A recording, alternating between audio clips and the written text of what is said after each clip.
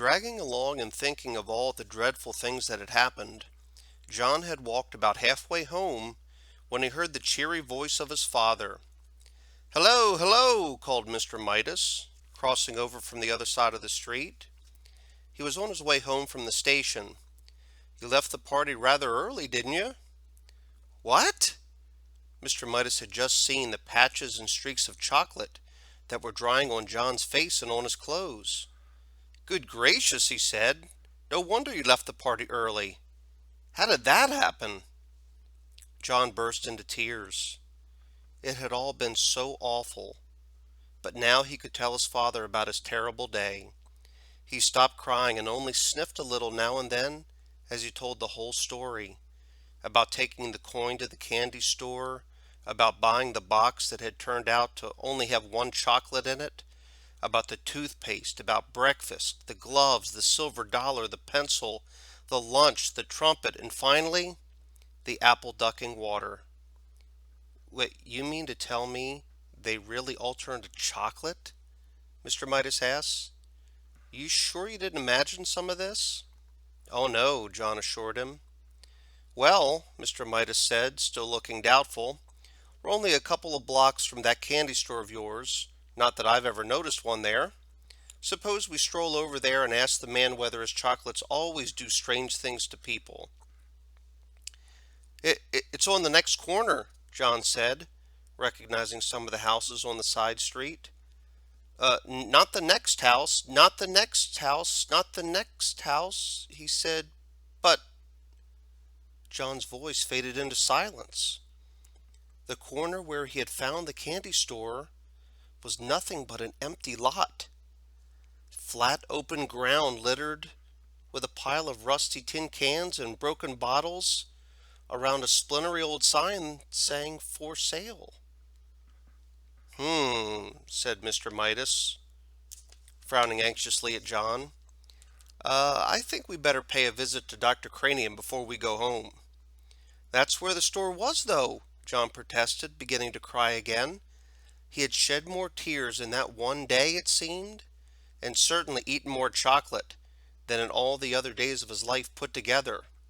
"I know it was." Dr. Cranium was a busy man. As luck would have it, however, he was able to see Mr. Midas and John almost at once. "Well, well, well, well," said Dr. Cranium. "And how are we getting along now, John?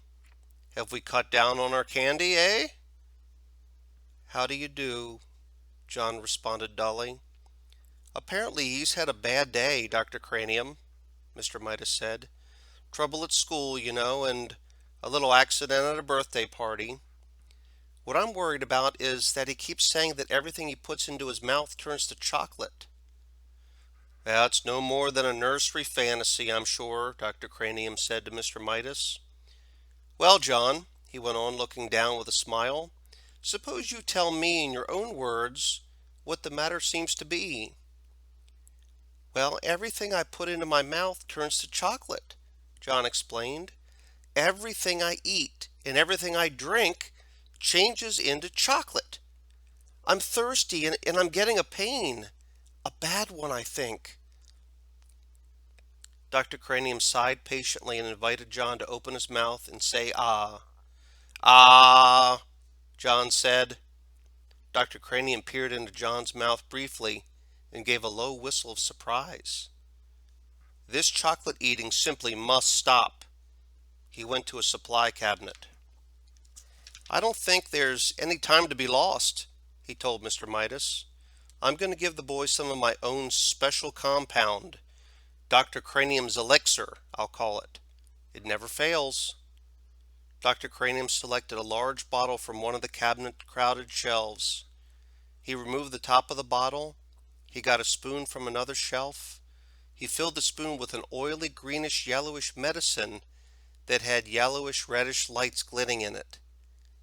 "It doesn't taste very pleasant," Dr. Cranium warned John in a pleasant tone of voice, "but I'm sure it'll do the trick. Clear the stomach and clear the mind. That's what I always say." Dr. Cranium offered John the brimful spoon. "Must I?" John asked his father. "I know it'll turn to chocolate." Go on, Mr. Midas nodded encouragingly. Drink it down. John took the spoon between his lips. The medicine turned to chocolate.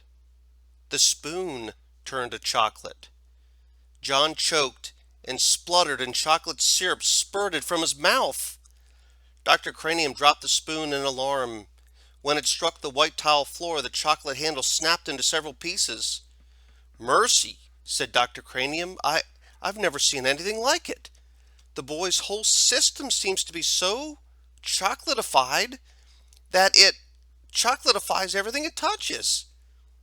After he had recovered somewhat, the doctor went on. I believe that this must be an unprecedented case of, chocolatitis. I shall call it cranium's disease. I shall want to make an exhaustive study of the child. I think John has had enough excitement for one day, Mr. Midas said.